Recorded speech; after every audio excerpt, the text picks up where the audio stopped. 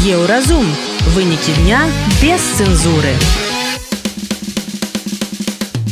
Вітаю, гэта праграма «Еўразум». І самыя важныя падзеі і сэнсы тыдня і пятніцы 10 красавіка. Што не так з беларускай нацыянальнай біятэхнічнай карпарацыяй? Нічога не здарылася. Загадзя асэнсавана зрабілі прадпрыемства, якое будзе працаваць у страты. Як вайна ў Іране адбіваецца на звычайных беларусах. Мы ўжо бачым, як шмат якія авіякампаніі усталявалі вышэй кошты за квіткі.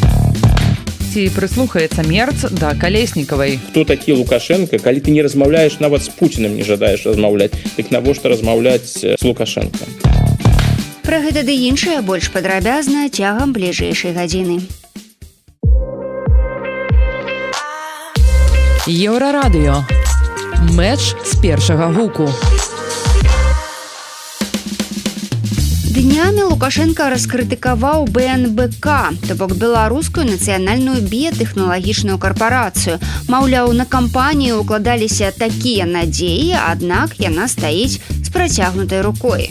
Па яго словах, карпарацыя, запушчаная ў 2022 годзе, дагэтуль не выйшла на поўную загрузку біяхімічнай і камбікормавай вытворчасцей. Мэтавыя паказчыкі праграмы не выкананы, а дэфіцыт абаротных сродкаў захоўваецца. Пры гэтым кіраўнік Беларусі перакананы, што прадпрыемства моцна патрэбнае краіне, бо гэта шлях тэхналагічна развітых дзяржаў. Але грошай укладаць у гэтае прадпрыемства ён больш не хоча. Пра тое, чаму не хоча і што з гэтай карпарацыяй не так, у эфіры Еўрарадыё пагутарылі галоўны рэдактар стрымінгавай платформы «Беларус Туморроу» Павел Свердлоў і блогер Александр Кнырович. И белорусская, и национальная. Каб два раза не уставать. Это, я бы сказал, это уже 8 раз тут посидели, на всякий выпадок. Что, просто белорусская биотехнологичная корпорация не грендовала, а национальная биотехнологичная корпорация не хапала, да?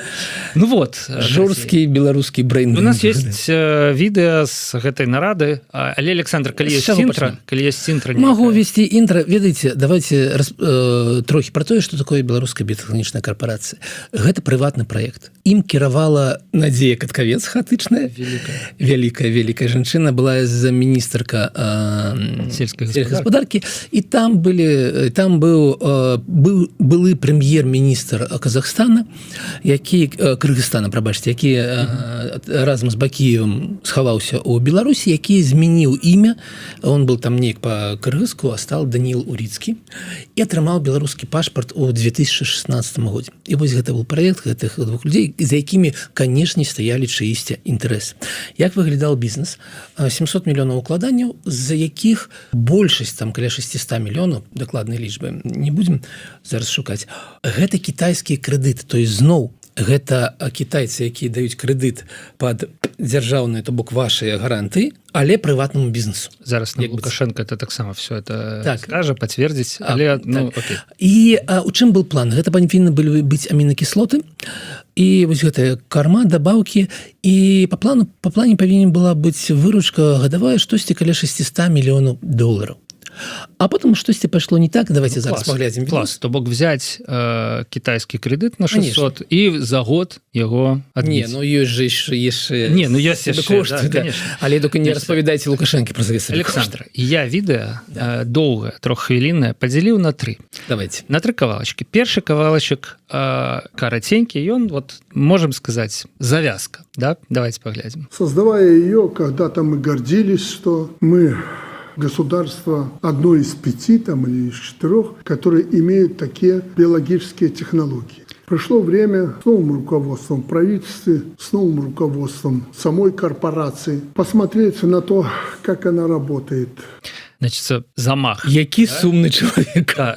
Ужо вы адчулі, да, што работает яна хутчэй за ўсё так сабе, да? Ну, але, вот як звычайна, да? Конечно. Зараз мы электромобиль. Космос, атом, электромобиль. Биотехнологичная корпорация. Создавали одна з 4, з 5 дзяржаў. Ну, я это каментаваць не буду. Як 4 дзяржавы у нас развіваюць у свеце, развівалі биотехналагічныя тэхналогіі перад Беларусь па словах Лукашэнкі. Ну я думаю, что тут мы пачулі, як ему это прадавалі. Конечно. Што ён поверыў, карацей, калі значит вот прыйшлі да яго гэтыя людзі з Кыргызстана і Каткавец, я думаю, таксама ёсць тэмка. Вот, да, давайте, значит, замутим. Далее давайте послухаем, як развивалися подеи. В ноябре 22 года мы также говорили, когда осуществляли запуск этой кампании, о перспективах научно-производственного кластера. Планировалось, что премиальные комбикорма, премиксы, витамины, аминокислоты не только выведут на новый уровень отечественный аграрный комплекс, но и станут солидной статьей экспорта и будут приносить стране валюту. Со стороны государства, корпорации была оказана существенная поддержка. Это преференции по уплате налогов, гарантии правительства по кредитам, особый порядок отражения курсовых разниц. В уставный фонд предприятия внесли бюджетные средства в размере 226 миллионов рублей. Так. По предложению господина Снабкова. Только льготных правительственных кредитов Китайской Народной Республики привлекли порядка 600 миллионов долларов. Вот сходится лишь. Да, То есть для успешного старта и нормального развития сделано все и даже больше. И, как я уже сказал, сегодня государство вправе спросить за результат. Ну, ось такое даволі дзіўнае ЗАО, да, у якім преференцыі, гарантыі па крэдытах. Я не ведаю, што такое там з курсавымі розніцамі рабілі, але таксама, відаць, дзяржава кампенсавала ваганні курсаў беларускай, значит, гэтай біятэхналагічнай карпорацыі. Ну і чыстыя лічбы гэта 100 мільёнаў, ну плюс-мінус долараў бюджэтных, да, і 600 мільёнаў кітайскіх пад гарантыяй урада. Як мы только што пачулі. Як Александр все слушна подлічыў, 700, прыкладна 700 мільёнаў. Это на старте. Это не хутчэй за ўсё не все. Да, хутчэй за ўсё не все. Далей уже што там было і што вливалось, Лукашенко не казаў. Вось, але ну зафіксуем. Як бы, дарэчы, мы упусцілі вельмі важны момант. Вось ва ўсе вось гэтыя часы, калі задумывалась гэтая карпорацыя, нараджалася, была ж гісторыя з Миколаем Лукашенко, які паступаў на біяфак БДУ, і адчувалася прямо, что вся гэтая біятэхналагічная корпорация патрэбная для того, каб выпустить его с биофака БДУ, и вот ну есть хорошее место працы з аднаго боку ЗАО, з іншага боку нацыянальная беларуская, да, ну крэдытаў, што правда вот не шмат набралі, але пад гарантыяй урада, ну урад беларускі сваім не дасць знікнуць. Вось.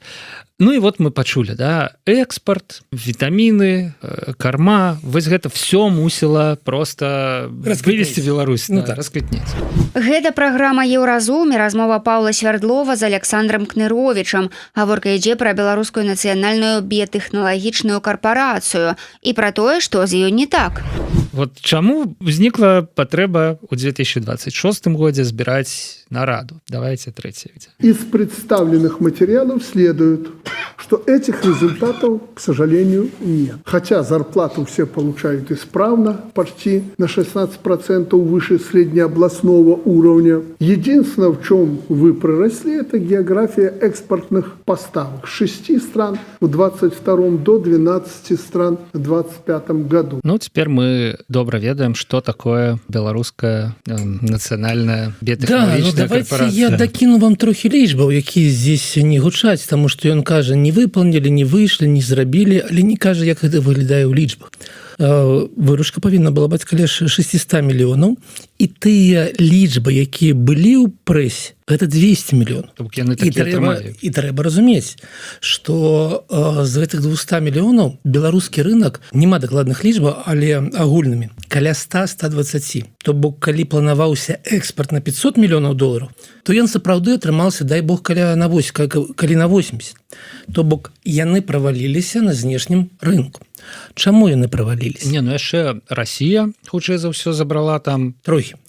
В гэтым пытанні. Глядзіце, гэта прадпрыемства з кім канкуруе? Кітайцамі. Стандартнае прадпрыемства Китая ў 3 разы больш. Ёсць гіганты, якія ў 10 разоў больш. Но стандартнае ў 3 разы больш. у яго меншая цена на энерганосьбіты, меншая цена на зерне, якая з'яўляецца асновай гэтай вытворчасці, і меншыя агульныя расходы ў разліку на адзінку выпуска, таму што яно ў 3 разы больш, то бок яно больш канкурэнтаздольна. І калі сустракаюцца на расійскім рынку беларускае і кітайскае, только беларускае пабудаванае па кітайскім тэхналогіям за кітайскія крэдыты, то чамусьці кітайскае выйграе ў кітайскага беларускага. Вось і весь сакрэт. То бок нічога не здарылася. Загадзя асэнсавана зрабілі прадпрыемства, якое будзе працаваць у страты. Гэта не цуд, гэта было прадугледжана на старце. І тое, што гэта прадпрыемства атрымлівае грошы з бюджэта, тое, што яно атрымлівае вось гэтую дзяржаўныя гарантыі, за які потым заплаціце вы. Калі вы ж не думаеце, што недзе есть у Лукашенка нейкія іншыя грошы. Нет, вы бярэце вось гэтыя $700 мільёнаў, дзеліце на прыкладна 4 мільёна хатніх гаспадарак у Беларусі сёння і атрымліваеце, што кожны з вас заплаціў за гэтую радасць для Колі Лукашенка трохі меней за $200 з сям'і. Вось во што абышлося, але гэта яшчэ не все, таму што ёсць уже крэдыты, якія каб пакрыць крэдыты. Там будзе далей гульня. Так вось, ён жа кажа, ходзяць з працягнутай рукой. Такое самае галоўнае, што гэта той самы правал, які сістэмны. Ён жа у нас, мы разумеем, мы шмат чаго распавядалі, ён у нас і ў цэментнай галіне, ён у нас такі ж самы у дрэваапрацоўкі, ён у нас на Светлагорском ЦКК, ён у нас на заводзе газетнай бумагі пад шклом на $460 мільёнаў. Ён у нас у кожным месцы, дзе дзяржава вырашыла інвеставаць вашыя грошы, у тым ліку пазыку, і дзе яна не можа зрабіць сябе манаполію. Вось у нас, ведаеце, у нас прыбытковыя гэта завод «Крышталь» з алкаголем. Не заўсёды, але большую частку прыбытковы белкалій, але і яго яны самі. Белкалій все ж таки на сусветных рынках. Конечно. Там табачная фабрика «Нёман», яна у нас прыбытковая, таму што там цэны усталёвыя дзяржавы. І вось такія прадпрыемствы у нас могуць быць прыбытковыя. Но як только дзяржава пачынае гуляць у камерцыйны рынок, гэта заўжды мінус. Ну і выніку мы ж ведаем, што адбылося. Выніку дзяржава себе забрала 77% акцый гэтага біятэхналагічнага гіганта. Нацыяналізацыя нацыяналізавана. Так. Раней было як? Экспрапрыіруй у экспрапрыятара. Цяпер нацыяналізуй нацыянальна.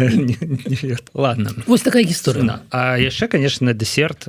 Вось гэта я вам у які ўжо раз паўтараю, што грошай не прыходзьце да мяне па рэфінансаванню вашых крэдытаў, якія вы мусілі аддаць, ладно, хоць пачаць там аддаваць, не ведаю, якія там умовы, ведаеце, з который раз няма, не будзе. А чаму яны ўвесь час прыходзяць тады? У мяне вот такое вот пытанне. Таму што ён дае. Чаму ўвесь час даводзіцца паўтараць? Таму што кожны гэты разговор, ён сканчаецца тым, што ён дае грошы. Ведаеце, з яго цягнуць. А што? Правильно, а ён дае. Это ж калі не даць, то что? Так все закрывать БНБК, людей распускать, якія атрымліваюць. Это, конечно, великое досягнение в коммерцыйной компании на 16% вышэйшы заробак, чым по Мінскай области. Ну, Мінскай области, дарэчы, неблагие сярэдні заробак. У параўнанні, конечно, з чым. С іншымі областямі. Да, але тым не менш, ну, на 16%.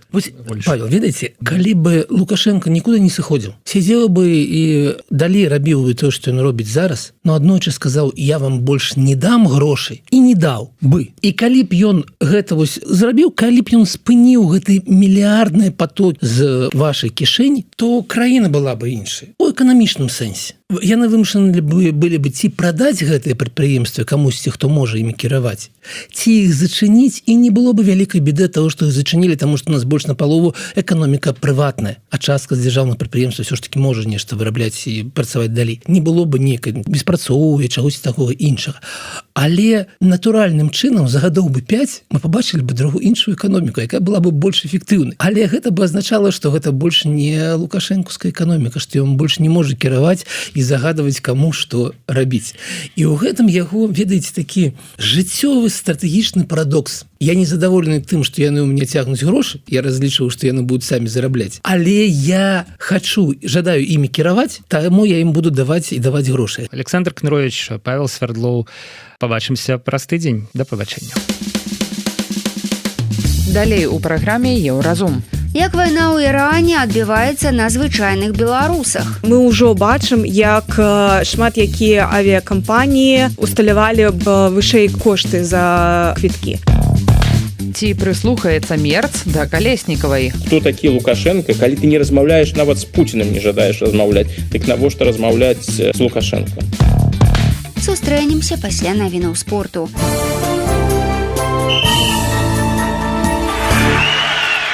На Еўрарадыё навіны спорту. Мінская «Дынамо» саступіла Акбарсу ў першым матчы чвэрцьфіналу плэй-офф Кубка Гагарына 1-2.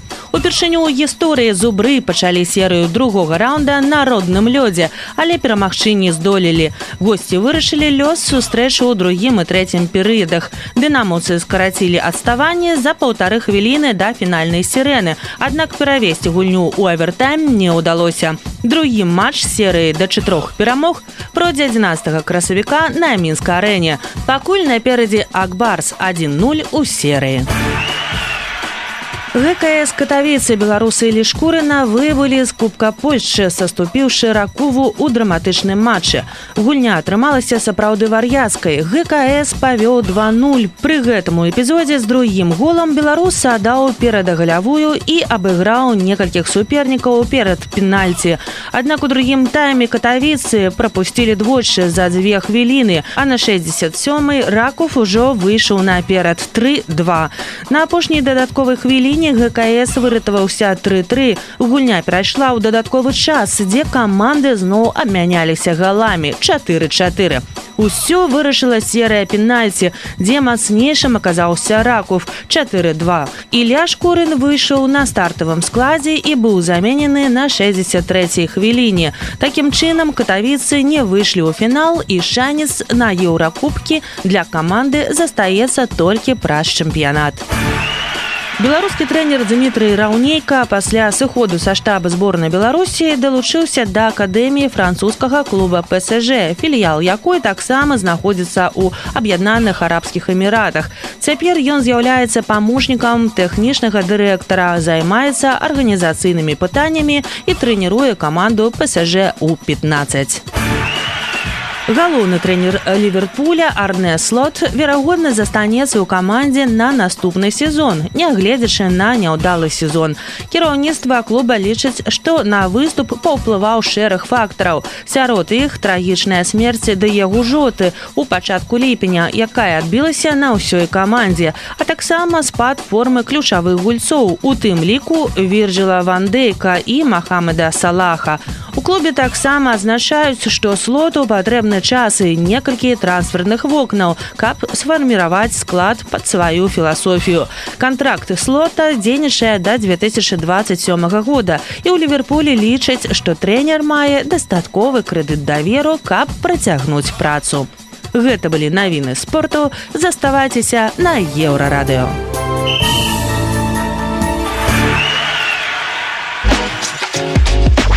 Еўразум.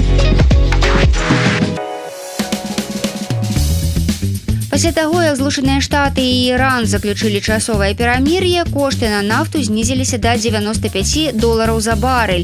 Пры гэтым сітуацыя ў Армузскім праліве па-ранейшаму застаецца цьмянай. Па інфармацыі, якую распаўсюджвае Дональд Трамп, Іран прапускае танкеры з нафтай за грошы. Аднак абяцае амерыканскі прэзідэнт, паступленне чорнага золата ў свет пачнецца з дапамогай Ірана або без яго. Якім чынам гэта здарыцца, Трамп, натуральна, не тлумачыць, аднак сітуацыя, паводле экспертаў, ужо выглядае крытычнай. Чаго цяпер чакаць беларусам? У студыі Еўрарадыё гэтую тэму абмеркавалі наш рэдактар Зміцер Лукашук і эканамістка Аліса Рыжычэнка. Здавалася б, а пры чым тут Беларусь і беларуская эканоміка, і тым больш кошты на нафту, як для беларускіх НПЗ, так і па выніку бензіна для беларускіх аўтамабілістаў, бо как бы расійская нафта ў Беларусі не праз Армузскі праліў пастаўляецца. Але ўсё ж такі, як гэтыя падзеі ўплываюць на беларускую беларускую эканоміку? Ну так, яны уплываюць, але ускосна. Насамрэч мы не покупаем нафту праз Армунскі праліў, яна ідзе з Расіі, але беларусы ўжо адчуваюць гэтыя наступствы. Паліва стала ўжо даражэй з пачатку красавіка, і гэта першыя крокі, якія будуць адчуваць беларусы, таму што калі мы гаворым пра тое, што нафта даражэй, адбываецца рост коштаў на нафту ў ўсім свеце, тады лагічнае наступства, што даражэюць усе кошты на ўсе тавары імпартныя. Таму што лагістыка, яна закладаная ў сабекошт кожнага тавара. І таму ўсё, што мы закупаем імпартам з іншых краін, гэта будзе ўсё каштаваць даражэй для Беларусі. І насамрэч для спажыўцоў беларускіх, для простых беларусаў. Таксама гэта датычыцца не толькі паліва, але і транспартных паслуг. Таму, калі мы гаворым пра харчовыя тавары, якія таксама производзяцца у Беларусі, але яны давозяцца кудысьці фурамі, гэта таксама датычыцца гэтых тавараў, і кошты на гэтыя тавары будуць таксама даражэць. Але беларусы не будуць адчуваць гэта адразу сёння ці на наступным тыдні. Гэта прыйдзе там праз месяц, праз 1,5 месяцы, але гэта будзе вельмі адчувальна. Тым больш зараз так, нейкая перамір'я наступіла, але мы не ведаем, што будзе адбывацца далей. Усё ж там бомбят, і гэта такі сур'ёзны прэцэдэнт у геапалітычны фактар, які будзе ўлічвацца потым заўсёды, таму што калі мы гаворым пра лагістычныя пуці праз Армунскі праліў, раней каштавала гэта умоўна там некалькі там тысяч, сотен тысяч страхоўка за тонну груза, за тонну нафты. Але зараз, улічваючы гэты геапалітычны фактар, кошт на страхавыя паслугі будзе даўжэй. Будзе перамір'я ці не будзе. Але гэтыя кошты застануцца высокімі, таму што ўжо ёсць прэцэдэнт, і мы не ведаем, і не ведаюць іншыя краіны, што можа адбывацца ў наступным месяцы, праз год і гэтак далей. Таму гэта будзе паўплываць і на кошты на нафту, і на лагістычныя кошты, і на кошты страхавання лагістычных грузаў. Таму гэта будзе паўплываць на ўсе тавары і на сабекошт усіх тавараў, і гэта непасрэдна будзе паўплываць на Беларусь. Ну і, канешне, калі мы атрымліваем імпартныя тавары даражэй, чым раней, гэта інфляцыя ўнутры краіны. Некалькі момантаў. Я прачытаў такую думку ад экспертаў, што, як это было сфармулявана, час танных энергарэсурсаў больш не вернецца. То бок, умоўна кажучы, $60 за барэль нафты расійскай, ну, умоўна расійскай, гэтай катэгорыі, больш нам как бы не свеціць вяртанне такое. Ну, хутчэй за ўсё так, таму што з аднаго боку мы маем крызіс у Армунскім праліве, з іншага боку мы маем санкцыі ў дачыненні расійскай нафты, але каб не дапускаць гэты крызіс сусветны, з энергакрызіс, хутчэй за ўсё гэтыя санкцыі будуць паслабляцца. Гэта дрэнна, насамрэч. Гэта не значыць, што Расія зараз будзе получаць шмат грошай. Вот я акурат і хацеў спытаць, колькі Расія на гэтым заробіць? Яна заробіць, канешне. Гэта вялікая розніца, калі ты атрымоўваеш, напрыклад, $60 ці $90 за барэль нафты сваей. Але насамрэч тут шмат пытанняў, таму што калі нафта будзе ісці ўсё ж і будуць існаваць санкцыі, іншыя краіны, яны не будуць закрываць вочы на гэтыя санкцыі. Лепш купіць даражэй нафту, але не папасць пад амерыканскія санкцыі. Таксама зараз мы убачым тэндэнцыю ў еўразвязе ў тым ліку, калі будзе разгортвацца больш напрамкі на возобновляемыя істочнікі энергіі і таксама атамная энергія. Таму што сёння мы бачым ужо у Амерыкі гэтыя тэндэнцыі, шмат якія карпорацыі строяць для сябе атамныя станцыі, таму што тэхналагічнае развіццё ідзе семімільнымі крокамі, і энергетычны рынок і энергетычная інфраструктура яна не паспявае за тэхналагічным развіццём. І тое ж самае будзе адбывацца ў Еўропе. Еўропе прыйдзецца, яны будуць вымушаны вяртацца да атамнай энергетыкі, таму ж каб не быць залежнымі ад расійскай нафты, але пры гэтым дазваляць, каб іх прамысловасць працавала і тэхналогіі таксама развіваліся. А як можа паўплываць сітуацыя ў Армузскім праліве на жыццё звычайных людзей? Працягваем слухаць размову з Дмітра Лукашука і Алісы Рыжыченка.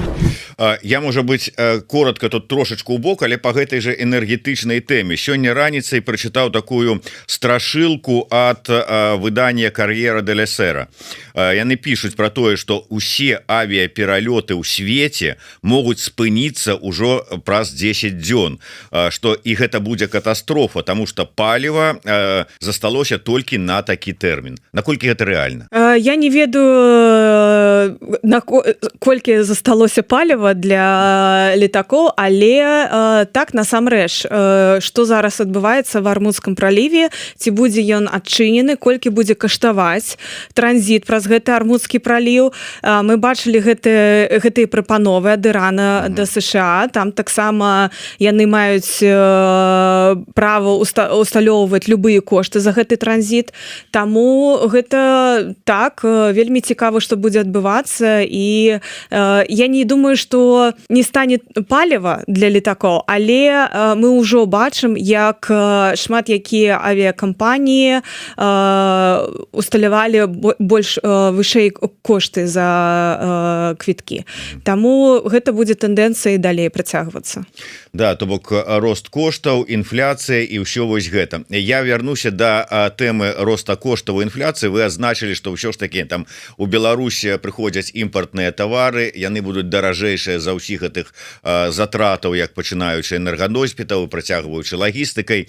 Але мы ж кажам пра тое, што Беларусь фактычна гандлёвы асноўны партнёр, наколькі там на 90, не на 90, на колькі процентаў Расія, якія там асабліва выдаткі і тавараў замежных у Беларусь таксама за санкцыі абмежаваная колькасць уваходзіць. То бок гэта ўсё адно неяк абмежавана ўплывае, ці ўсё ж таки перабольшва ім зараз пагрозу таго, што вось гэтыя сусветныя нейкія росты коштаў паўплываюць на наш вот гэты закрыты, ну у пэўным сэнсе, конечно, закрыты беларуска-расійскі вот этот эканамічны гандлёвы пузыр. Ну так, з аднаго боку Расія наш гандлёвы партнёр асноўны, але мы імпартуем шмат якіх тавараў, асабіста спажывецкіх тавараў, напрыклад, з Еўразвязу, з Польшы, з Літвы таксама. І гэта ўсё будзе имець наступства на коштах унутры краіны. Акрамя таго, у Расіі ёсць таксама крызіс энергетычны, таму што бомбяць іх нафтавыя перапрацоўчыя заводы. І гэта таксама адбываецца на коштах на лагістыкі і на нафце і гэтак далей. І ўсё гэта, то есть з аднаго бока у Еўразвязе будуць даражыць кошты, з іншага боку у Расіі мы наогул не ведаем, што будзе адбывацца, таму што літаральна пару дзён таму была навіна, што Расія увела нейкія абмежаванні для 15 прадпрыемстваў беларускіх, якія производзяць харчовыя тавары. Гэта і малочная прадукцыя, і мясная, і гэтак далей. То есть, што там унутры краіны адбываецца, і якія ў них інтарэсы унутры краіны ў Расіі, я маю на ўвазе. Ці будуць яны стымуляваць далей пакупаць і нарошваць імпарт з Беларусі, ці наадварот, яны будуць стымуляваць унутраныя спажывецкія тэндэнцыі замест таго, каб пакупаць у Беларусі нешта. Таму тут двубокая сітуацыя, калі мы можам мець крызіс з аднаго боку і з іншага боку. Ось вы сказали про тое, что ўсё ж таки лепш набыць, ну, разважаюць пакупнікі нафты, лепш набыць даражэй, але без пагрозы потрапіць па-за амерыканскія санкцыі. Ось з вами не згодны глядач под ником Александр. И он пишет: Юралс на сегодня $120 за баррель. Все хотят купить российскую нафту с премией у $20, потому что іншай можа хутка и не быть зусім. Экспорт России 3,5 миллиона баррелей на максимум. Зараз мы бачым тэндэнцыі, гэта валатыльнасць. Гэта такі крызіс кароткатэрміновы на рынке энергетычным. Так, калі будзе гэта перамір'е, насамрэч не перамір'ем, а нешта будзе адбывацца далей, будзе закрыт Армудскі праліў, і гэта будзе працягвацца месяц ці больш, тады мы можам казаць пра вялікі энергетычны крызіс і пагрозу таго, што насамрэч здымуць санкцыі з Расіі, усе будуць пакупаць гэтую нафту. Але зараз гэта паніка на Титаніке. Таму так, кампаніі пытаюцца купіць нафту, каб былі запасы, каб не было нейкага крызіса такого кароткатэрміновага, калі летакам няма паліва, каб лететь кудысьці. Таму гэта кароткатэрміновая тэндэнцыя. Я спадзяюся, што гэта будзе вельмі кароткі час і потым пройдзе. Як толькі будзе разуменне, што адбываецца ў Армудскім праліве, ці будзе ён адкрыт, адчынены, і колькі будзе каштаваць транзіт праз гэты Армудскі праліў. Аліса Рыжыченка, эканамістка, расказала, чым пагражае беларусам сітуацыя на Блізкім Усходзе.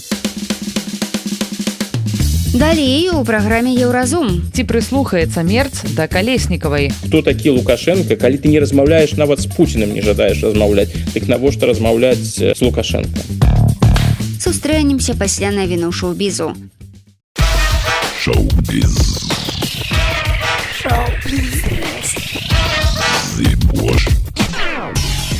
Вітаю, гэта навіны шоу-бізу. Абвешчаны ўдзельнікі 79-га канскага кінафестываля, які пройдзе з 12 па 23 траўня. Жыры ўзначаліць паўднёва-карэйскі рэжысёр Пак Чхан-ук, вядомы па фільмах «Олдбой» і «Заганныя гульні». Ён стаў першым прадстаўніком паўднёвай Карэі і трэцім азіяцкім кінематаграфістам, які ўзначаліў журы фестывалю. Фестываль адкрыецца паказам камедыі «Электрычная Венера» рэжысёра П'ера Сальвадоры. Спецыяльную ўзнагароду «Залатая пальмавая галіна» за ўклад у кінематограф атрымаюць рэжысёр Пітер Джексон, вядомы па трылогіі «Валадар пярсцёнкаў», і актрыса Барбара Стрейзанд. 42-гадовую Джасвін Сангу асудзілі да 15 гадоў турмы за продаж наркотыкаў акцёру Мэцю Пэры, які памёр ад перадазіроўкі. Прысуд агучылі 8 красавіка. Сангу прызнала віну ў распаўсюдзе кетаміну, што прывяло да смерці. Паводле следства яна прадавала забароненыя рэчывы з уласнага дома і перадала Пэры дзесяткі флаконаў прэпарата. Пасля смерці акцёра абвінавачаная спрабавала схаваць сляды сваёй дзейнасці. Суд адзначыў, што яна працягвала продажы нават пасля смерці кліента. Максімальнае пакаранне магло скласці 65 гадоў, але суд прызначыў 15 з наступным наглядам пасля вызвалення. Памёр амерыканскі рэпер і дыджэй Африка Бамбаата. Сапраўднае імя Лэнс Тэйлар. Артысту было 68 гадоў, прычынай смерці сталі ускладненні пасля раку. У заяве яго агенцтва адзначылі, што музыка аказаў вялікі ўплыў на развіццё хіп-хопу і яго спадчына застанецца ў сучаснай музыцы. Африка Бамбаата лічыцца адным з піянераў хіп-хопу і электра, вядомым дзякуючы хіту Planet Rock. Ён супрацоўнічаў з рознымі артыстамі і ўдзельнічаў у шэрагу музычных праектаў. У апошнія гады вакол музыкі ўзнікалі скандалы. У 2016-м яго абвінавацілі ў сексуалізаваным гвалце, а ў 2025-м адзін з пазоваў быў задаволены без яго удзелу. Вы слухалі навіны шоу-бізу. Заставайцеся на Еўрарадыё.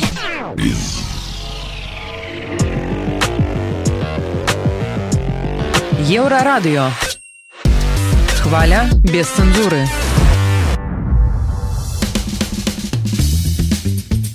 Марыя Калеснікава заклікае нямецкія ўлады пагутарыць з Лукашэнкам. Яна нагадвае, што апошні раз гэта рабіла яшчэ Ангела Меркель. А чаму б не зрабіць тое ж Фрыдрыху Мерцу, задаецца пытаннем палітычная актывістка. Калеснікава мяркуе, што ў будучыні ў Беларусі ёсць два сцэнарыі. Першы, Беларусь перастане існаваць як суверэнная дзяржава, другі, Беларусь захавае свой суверэнітэт і зноў зблізіцца з Еўропай. І той самай Еўропе трэба з гэтым нешта рабіць. Як ставяцца да падобных заяваў еўрапейскія палітыкі і наколькі верагодна, што прыхільнікі перамоваў з афіцыйным Мінскам будуць пачутыя Еўропай? Пра гэта рэдактар Еўрарадыё Зміцер Лукашук запытаўся ў палітычнага аглядальніка і гісторыка Александра Фрыдмана.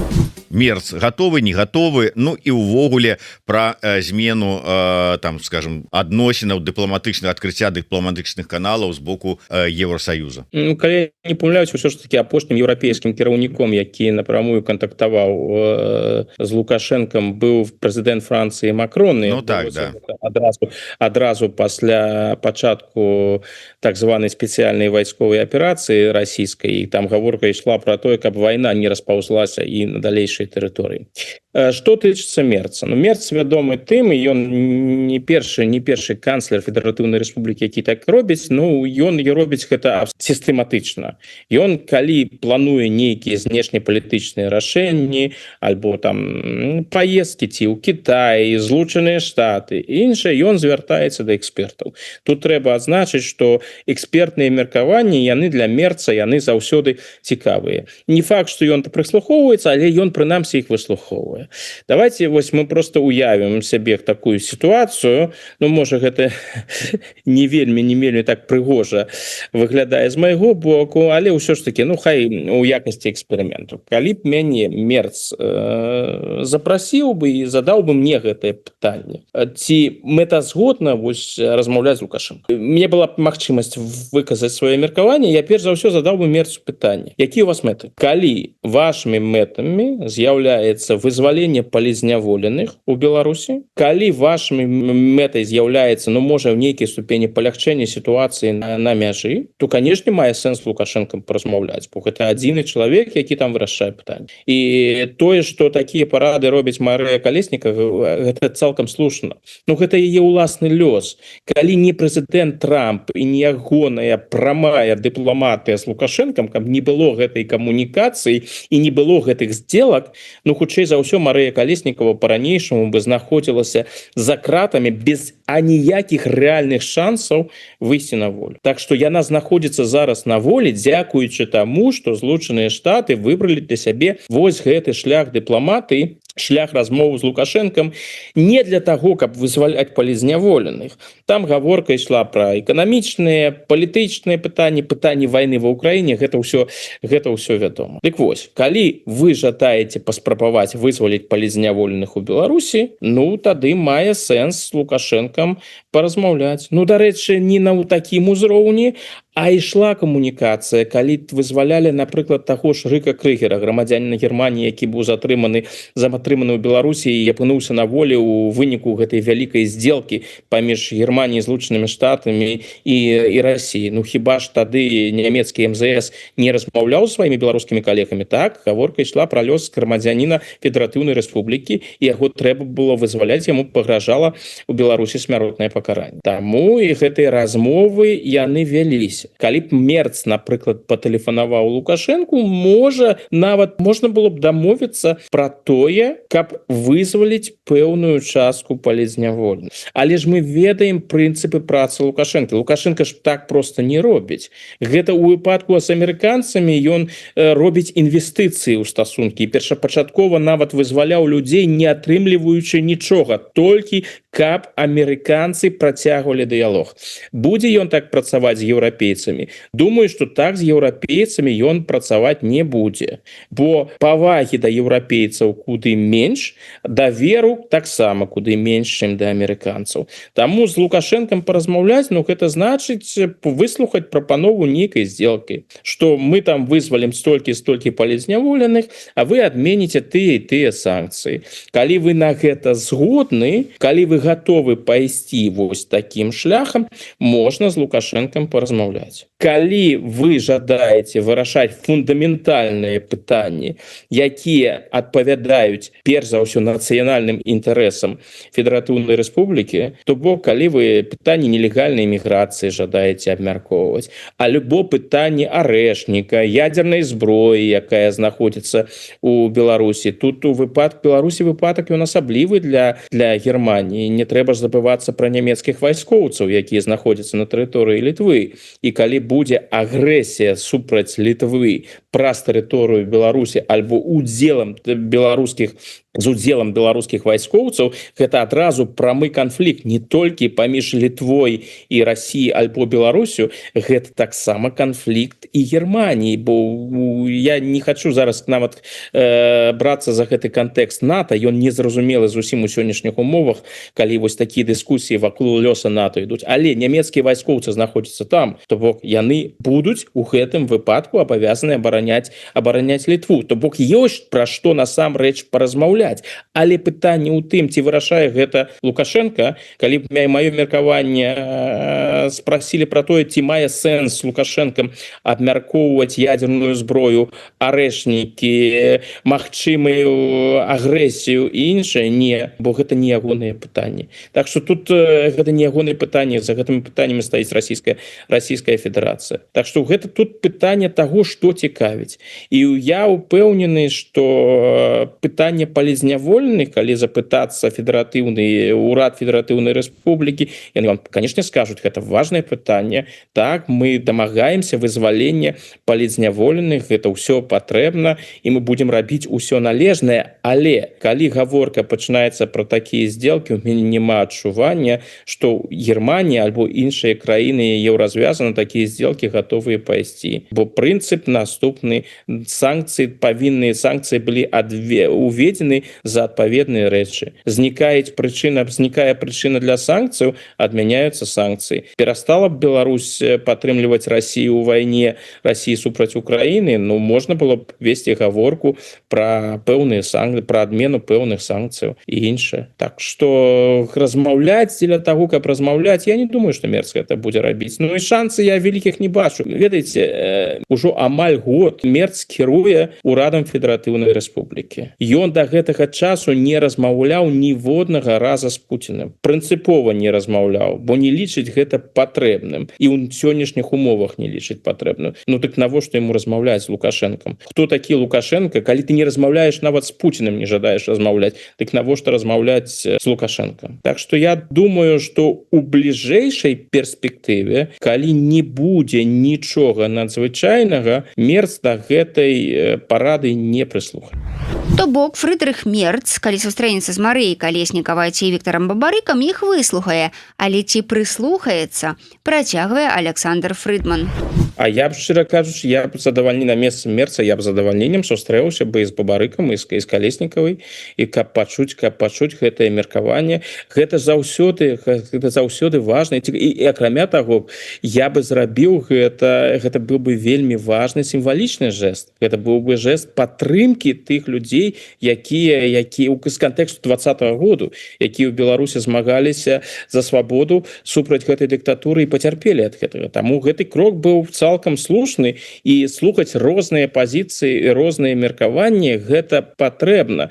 Гэта выдатна. Я тут трошки ўсё ж таки пра іншае. Спадарня Калеснікава і спадар Бабарыка, яны разважаюць, і цалкам слушна, дарэчы, разважаюць з пункта гледжання вызвалення палізняволеных. Калі я дакладна разумею спадарню Калеснікаву, яна кажа, што прыярытэтам з'яўляецца вызваленне палізняволеных і тое, каб Беларусь не страціла сваю незалежнасць. Гэта беларускі погляд, беларусацэнтрычны погляд у гэтым сэнсе. Усё як мае быць. Просто той погляд нямецкіх уладаў, ён мне падаецца іншым. Там галоўнае, калі гаворка ідзе пра дэмакратызацыю, нейкія перспектывы, і калі, інакш скажу, калі запытацца у нямецкіх чыноўнікаў, топ-чыноўнікаў, ці згодны вы з тым, што палізняволеныя павінны быць на волі, і што Беларусь павінна заставацца незалежнай дзяржавай, канешне, яны вам падкрэсляць, што гэта сапраўды ў інтарэсах федэратыўнай рэспублікі. Іншыя пытанні пачынаюцца, калі ты ідзеш у трошкі іншым напрамку. А ці рэальна дасягнуць гэтых мэтаў?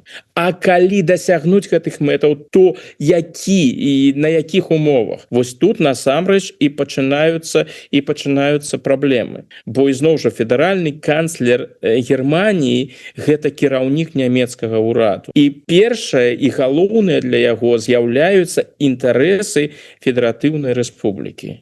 І наколькі ў інтарэсах федэратыўнай рэспублікі сёння весці размовы з Лукашэнкам, гэта пытанне такое. І зноў жа, я не бачу праблемы з Лукашэнкам паразмаўляць. Калі гэта карысна, можна нават з д'яблам насамрэч паразмаўляць. Калі ўжо так, у такім сэнсе.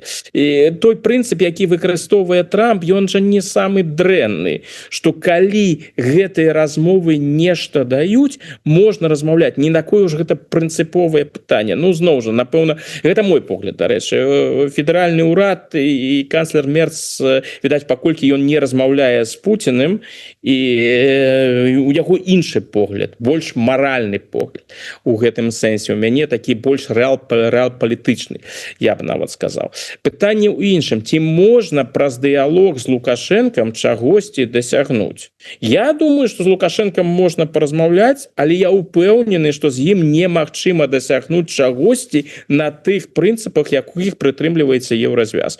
Жадаеце спрацаваць амерыканскім шляхам, пайсці амерыканскім шляхам? Так, калі амерыканскі шлях вас задавальняе і вы лічыце гэта патрэбным, можна паразмаўляць, і у вас будзе пэўны поспех, бо Лукашенко зацікаўлены. Але тут трэба разумець, што магчымасці Лукашэнкі абмежаваныя, яны абмежаваны на амерыканскім напрамку, яны больш абмежаваны, яшчэ больш абмежаваны на еўрапейскім напрамку, і што важна, тыя пытанні, якія з'яўляюцца для вас ключавымі, вам тут Лукашенко дапамагчы не зможа. Лукашенко можа вам, не ведаю, мільён разоў паабяцаць, што ён у ніякім разе не дапусціць нейкай агрэсіі супраць Літвы праз тэрыторыю Беларусі.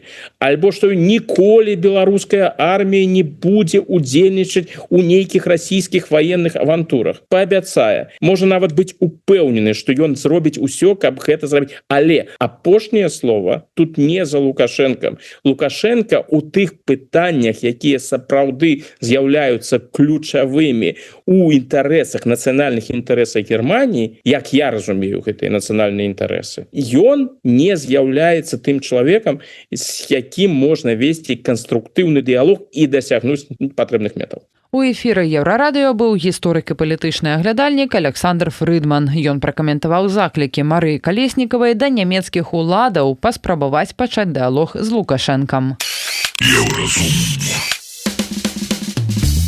Гэта была праграма «Еўразум», штодзённы інфармацыйны падкаст Еўрарадыё. Кожны дзень мы распавядаем пра галоўныя навіны Беларусі і свету. А сённяшні выпуск скончаны. Беражыце сябе. Пачуемся.